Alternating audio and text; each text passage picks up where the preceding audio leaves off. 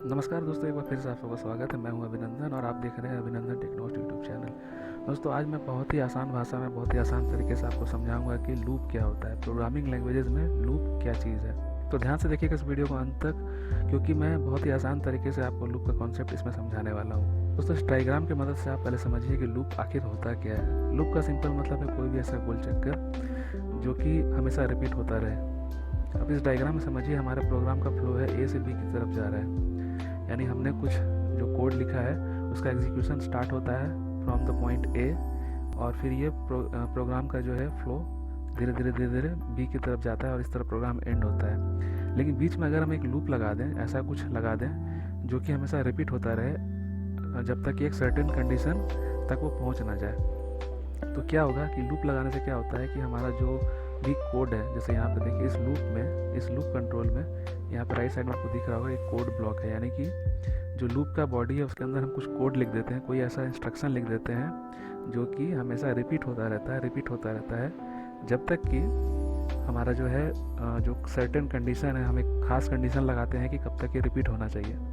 Suppose एक चीज़ को 5 बार repeat करना है तो हम एक कंडीशन लगा देते हैं कि ये चीज़ 5 बार घूमनी चाहिए। तो ऐसे केस में क्या होता है कि हमारा जो कोड है वो 5 बार घूमेगा, 5 बार एग्जीक्यूट होगा, उसके बाद ही ये जो है कोड जो है ये ब्रेक होगा और फिर हमारा फ्लो बी की तरफ जाएगा।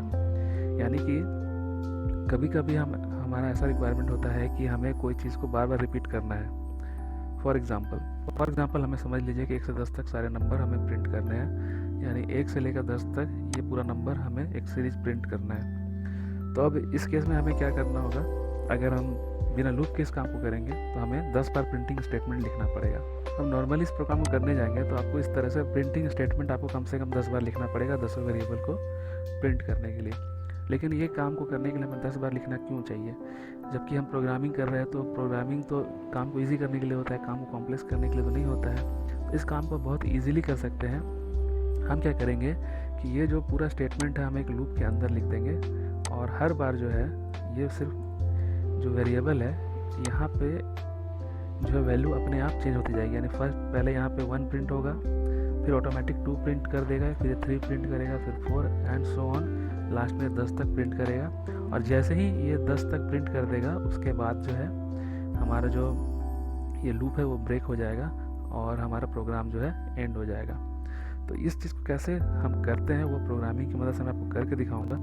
तो दोस्तों, सबसे पहले जानते हैं कि कितने टाइप के लूप होते हैं। प्रोग्रामिंग लैंग्वेज में बेसिकली 3 टाइप के लूप होते हैं, और ये तीनों का काम सेम ही होता है, तीनों का पर्पस भी सेम होता है कि किसी भी कोड को रिपीट करवाना है एक सर्टेन कंडीशन तक। लेकिन तीनों का जो है लिखने का तरीका और इनका जो स्ट्रक्चर होता है सिंटेक्स का वो बस अलग होता है, और इनका यूजेस भी अलग अलग जगह पर है।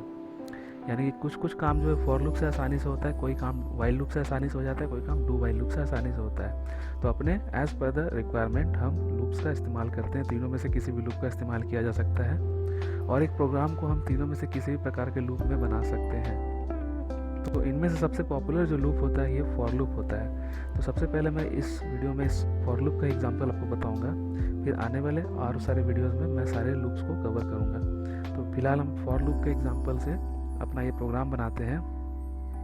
देखिए, किसी भी लूप को चलाने के लिए लॉजिकली आपको 3 चीज़ ध्यान रखना पड़ता है। सबसे पहले उसकी इनिशियल वैल्यू क्या होगी।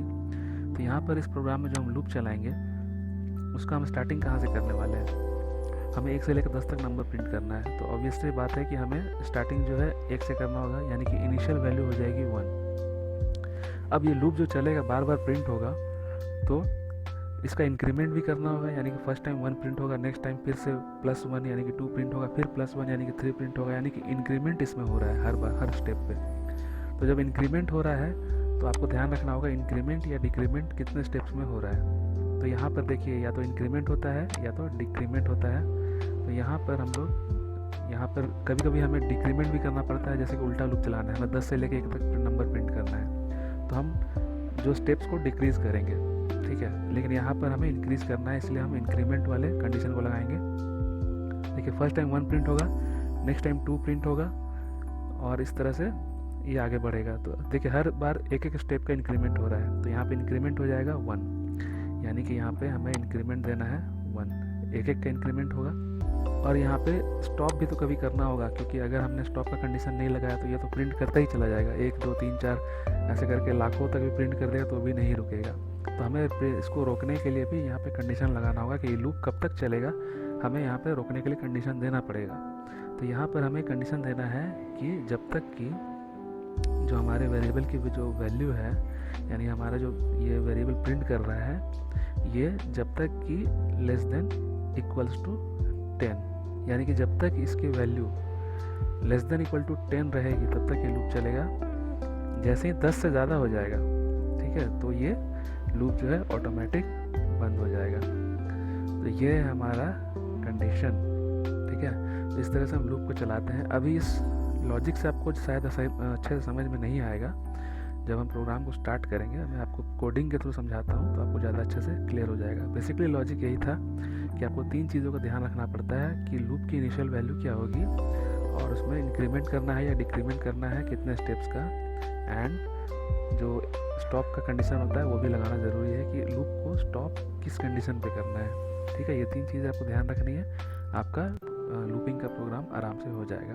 तो अभी हम इस साधारण वाले प्रोग्राम का ही एग्जांपल लेते हैं कि हमें 1 से लेकर 10 तक नंबर प्रिंट करना है। इस नंबर को, इस सीरीज़ को प्रिंट करने के लिए हम सिर्फ एक ही वेरिएबल का इस्तेमाल करेंगे और एक प्रिंट स्टेटमेंट का यूज़ करेंगे और हमारा ये 10 नंबर प्रिंट हो जाएगा। चलिए दिखाता हूँ एग्जांपल में। ये देखिए हमने कोडिंग लिखना स्टार्ट कर दिया। अब यहाँ पर आपको वेरिएबल डिक्लेयर करना है। मैं यहाँ पर सिर्फ एक ही वेरिएबल डिक्लेयर करूँगा। यहाँ पे वेरिएबल एक ही डिक्लेयर करता हूँ, इंटीजर, सपोज आई, ठीक है। बेसिकली लूप में हम आई नाम का वेरिएबल लेते हैं, आई फॉर इटरेशन, ठीक है। आप ABCD कुछ भी ले सकते हैं, लेकिन आई पॉपुलर है क्योंकि इसके बहुत ज़्यादा यूज़ किया जाता है इटरेशन के पर्पज़ से, इसीलिए लूपिंग में हम जनरली आई वेरिएबल को यूज़ करते हैं। ऐसा कोई कंपलसरी नहीं है, आप ABCD कुछ भी यूज़ कर सकते हैं, मैं आई ही यूज़ कर रहा हूँ। तो मैं यहाँ पे आई ले लेता हूँ लूप चलाने के लिए। अब इस आई वेरिएबल का काम क्या होगा, हर बार ये प्रिंट होगा, तो हमें प्रिंट करना है, ओके। अब देखिए हमें लूप के अंदर अपना प्रिंट स्टेटमेंट को लिखना है ताकि उसका एग्जीक्यूशन बार बार हो सके।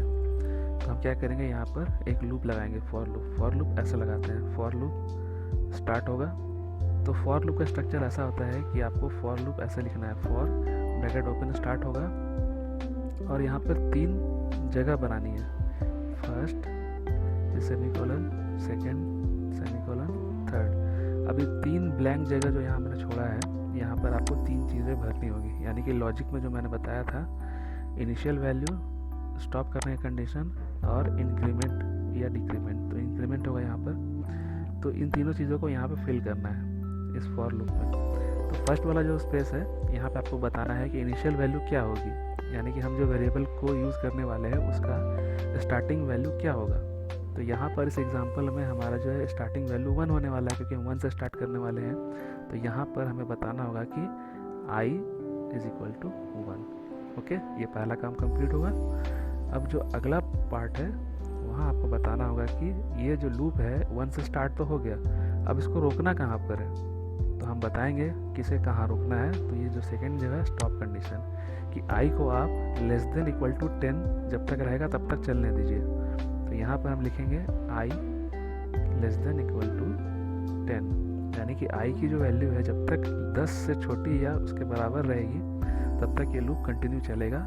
जैसे ही प्रिंट होते होते होते जब i की वैल्यू 10 से 11 हो जाएगी तो ये कंडीशन फॉल्स हो जाएगा, फिर ये लूप जो है बंद हो जाएगा।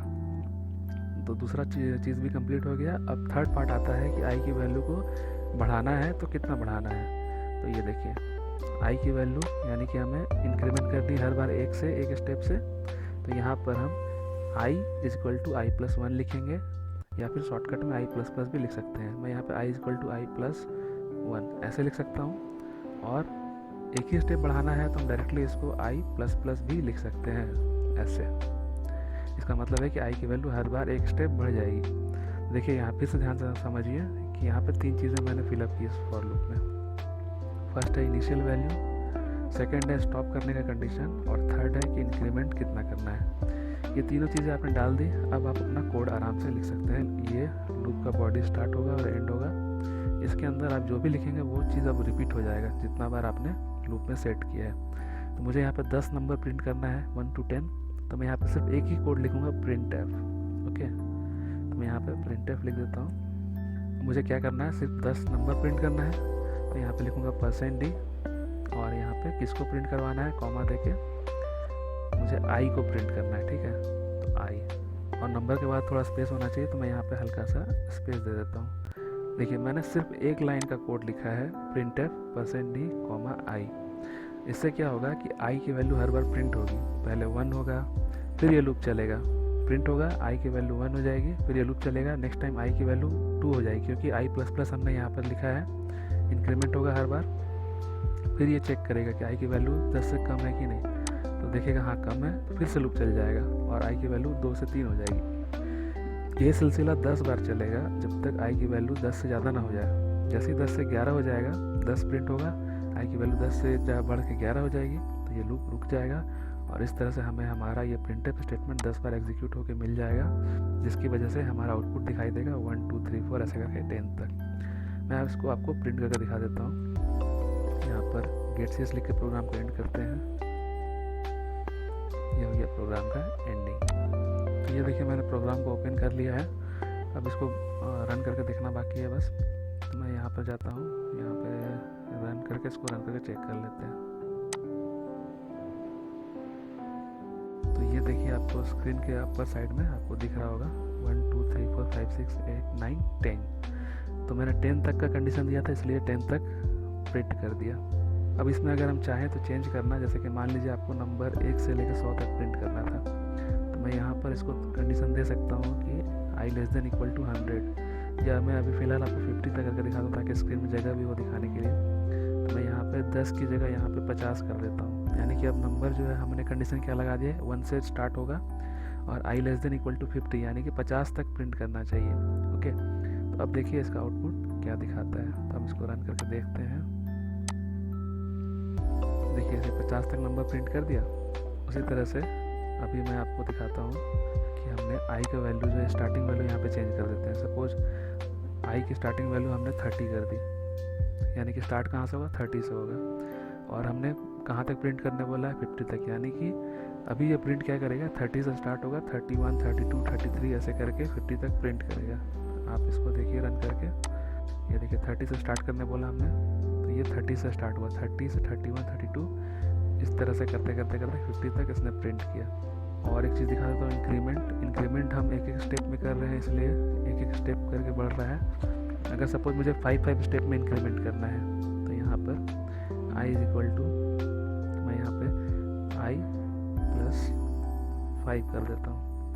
अब क्या होगा, 5 करके इंक्रीमेंट होगा, यानी कि पहले 30 फिर 35 फिर 40 ऐसे करके प्रिंट करेगा। तो इसको भी रन करके देख लीजिए। ये देखिए मैंने 5 का इंक्रीमेंट लगाया था, 30 से स्टार्ट हुआ, 5 का इंक्रीमेंट यानी 35, फिर नेक्स्ट 5 का इंक्रीमेंट 40 45 एंड 50 जाके स्टॉप हो गया। अब इसका इस्तेमाल करके आप टेबल भी प्रिंट कर सकते हैं। सपोज आपको अगर टेबल प्रिंट करना है, मान लीजिए 2 का टेबल प्रिंट करना है, तो यहाँ स्टार्टिंग कर दीजिए i को 2 से, i <= कहाँ तक जाएगा, 20 तक जाएगा, क्योंकि 2 का टेबल 2 से स्टार्ट होता है, 20 पे एंड होता है। और इंक्रीमेंट कितना करना होता है, हर बार 2 का टेबल है तो 2 से इंक्रीमेंट करना पड़ेगा, तो i = i + 2 कर देंगे। और यहाँ पर और अच्छे से दिखाने के लिए यहाँ पर printf जो लिखा हुआ है, यहाँ पर हम /n का यूज़ कर लेंगे, तो यहाँ पर और भी अच्छे से दिखाई देगा। तो यहाँ पर मैं क्या करता हूँ, /n यूज़ कर लेता हूँ। ठीक है, अब देखिए प्रोग्राम का आउटपुट कैसा दिखाई देता है। ये देखिए 2 का टेबल प्रिंट हो गया, 2 4 6 8। इस तरह से मैं किसी भी नंबर का टेबल प्रिंट कर सकता हूँ। अभी सपोज मुझे यहाँ पे मान लीजिए 7 का टेबल प्रिंट करना है, तो i की स्टार्टिंग वैल्यू में कर दूंगा 7, और i 7 का टेबल कहाँ पे एंड होता है, 70 पे एंड होता है, तो मैं i की लास्ट पोजीशन कर देता हूँ 70, यानी लूप 70 पे एंड हो जाएगा। ये देखिए 7 का टेबल आपके सामने आ गया। तो देखा आपने, ईजीली हम लूपिंग की मदद से कैसे प्रोग्राम को कितना ईजी बना सकते हैं। तो यही था लूप का सबसे सरल एग्जाम्पल। आशा करता हूँ आपको समझ में आया होगा। चलिए मिलेंगे आपसे नेक्स्ट वीडियो में, मैं आपको और भी आगे लूप के नए नए कॉन्सेप्ट बताऊँगा। मिलते हैं आपसे नेक्स्ट वीडियो में, तब तक के लिए धन्यवाद। टेक केयर एंड जय हिंद।